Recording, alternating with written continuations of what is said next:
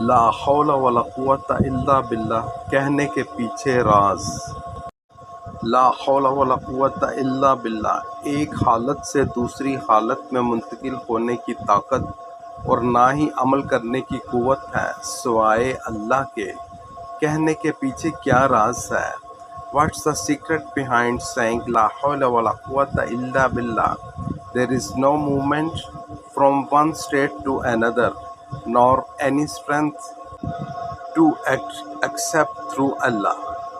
لا حول ولا قوت الا باللہ جس لمحے آپ یہ کہتے ہیں آپ اپنی کمزوری کا اعتراف کرتے ہیں، آپ اپنی طاقت سے الگ ہو جاتے ہیں، آپ لوگوں پر بھروسہ کرنا چھوڑ دیتے ہیں، آپ اپنے معاملات اس کے سپرد کرتے ہیں جو کبھی ناکام نہیں ہوتا۔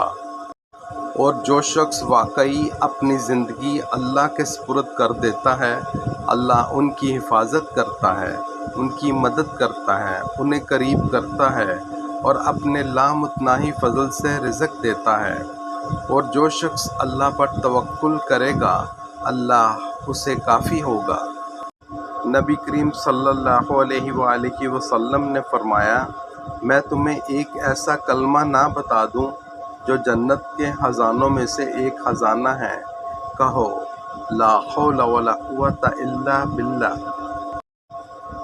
ابن قیم رحمۃ اللہ علیہ کہتے ہیں، جو شخص پریشانیوں میں مبتلا ہو وہ کثرت سے یہ کہے لا حول ولا قوت الا باللہ۔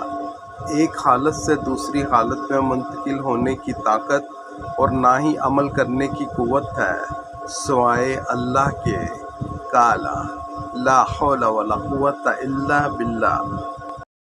لا حول ولا قوت الا باللہ اس ذکر کو دل سے تھام لیں، اپنے درد، غم اور پریشانی کے وقت کہیں، جب دروازے بند محسوس ہوں اور آپ کو کوئی راستہ نظر نہ آئے تو یہ کہیں، یہ ذکر کرتے رہیں اور صبر کے ساتھ اللہ کی طرف راحت و آسانی کا انتظار کریں۔